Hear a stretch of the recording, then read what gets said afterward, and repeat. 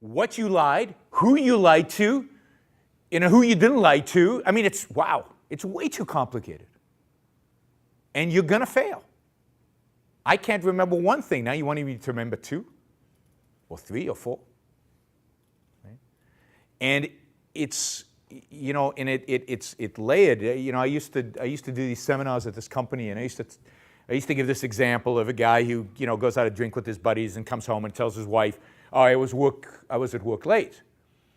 And I used to explain why you can't sustain a lie like that. Even a simple lie like that just can't sustainable, because what if the wife meets one of the buddies and other buddies have to know that you're lying, and they have to say, "Yeah, he works late." And what if she bumps into your boss and complains to the boss, "How come he's working late all the time?" And the boss says, "He's not." So somebody raises the hand and says, "This is exactly what happened, right? This guy was telling his wife he was working late, he was out drinking or whatever, and the wife called the boss and said, 'How come my husband's working late all the time?' And the boss says, 'He's not.' Guess how that relationship worked out, right? Lies don't work because they're anti-reason, because they're anti-reality, because they're anti-facts. Okay? So, rationality.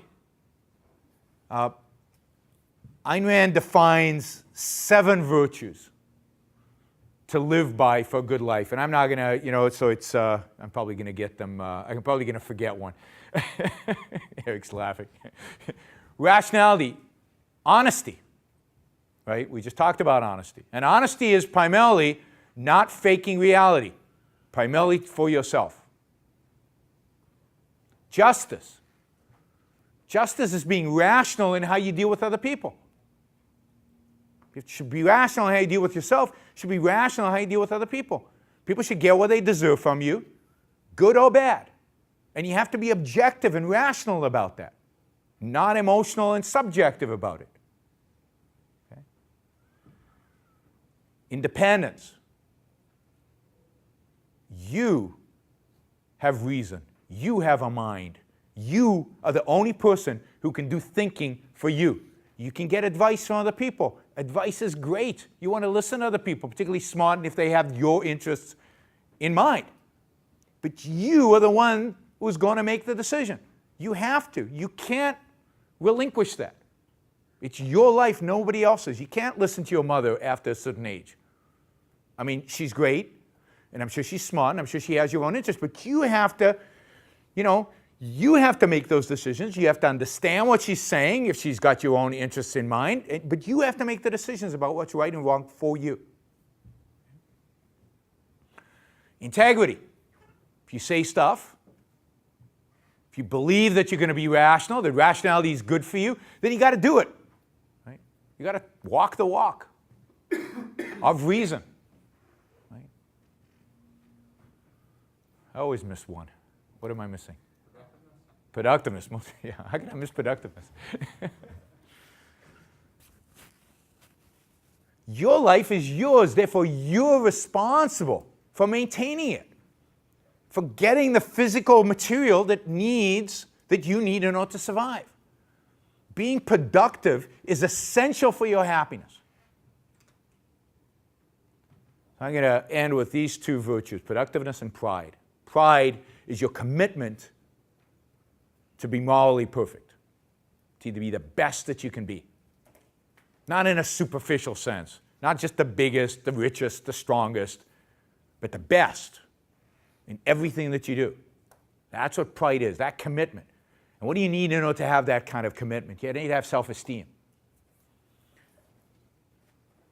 You need to know that you're worthy of being good. And where do you get self-esteem from? It gets from other people, from ribbons, from medals. We live in a generation where everybody gets a ribbon because they think that's how you're going to get self-esteem. Now, only you can give yourself self-esteem. Self-esteem comes from achievement. But it doesn't just come from achievement. It comes from recognizing the achievement. You achieve and you pat yourself on the back. Not your mother patting you on the back, not your friends patting you back, not your coach patting you on the back. Michael Jordan became Michael Jordan because he recognized that he could be the best. And every time he was good, he recognized that he was good, and he recognized that he could get better and worked hard to get better. he recognized. There's no, if you look at Michael Jordan, there's a guy with self-esteem. He's incredibly self-confident. Incredible, have a sense that he's worthy of being the greatest basketball player of all time. It's not just an accident. He's worthy of it because he worked hard. He attained it. He's got what it takes. And so it's getting those achievements, recognizing those. And what area in life do you think you get the most self-esteem from? Where do you achieve stuff in life? Really? People talk about, where do you spend most of your life? At work. At work. It's not with family.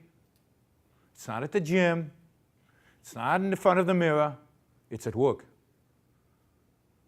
So if you want to build a life of self-esteem, then find work you love and do it really, really, really well.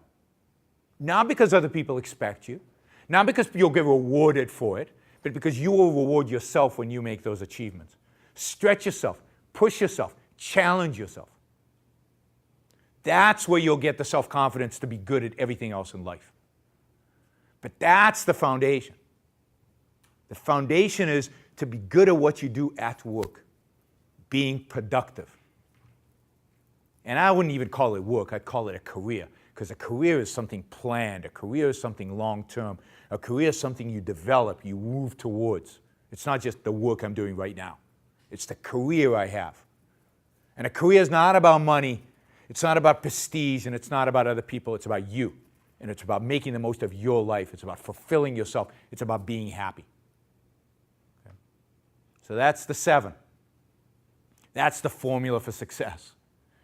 But it takes work. I like to say that being selfish is the hardest thing you can do. It takes hard work, because it takes figuring out what is good for me, which is not easy, and how do I achieve it. It takes using your mind all the time in pursuit of a partner, in pursuit of a diet, in pursuit of exercise, in pursuit of your work, in pursuit of your life. But the reward of that is what life is all about. The reward for that is that flourishing, that fulfillment. The reward for that is happiness. That's the payoff. That's what it's all about. Thank you all.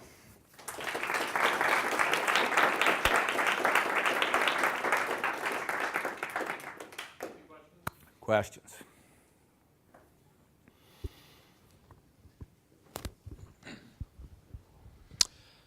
Thank you very much. I really enjoyed your speech.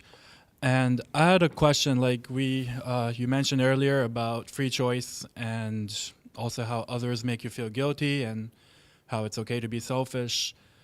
But then where does responsibility come into that? Like, for example, let's say you have a sick child or a child who needs special attention, or maybe you might have aging parents, and are those responsibilities that you have to take on? Are you socially are you socially obligated to take those responsibilities, or should you have the free choice to say, no, I don't want to do those things and I want to pursue whatever I want to pursue?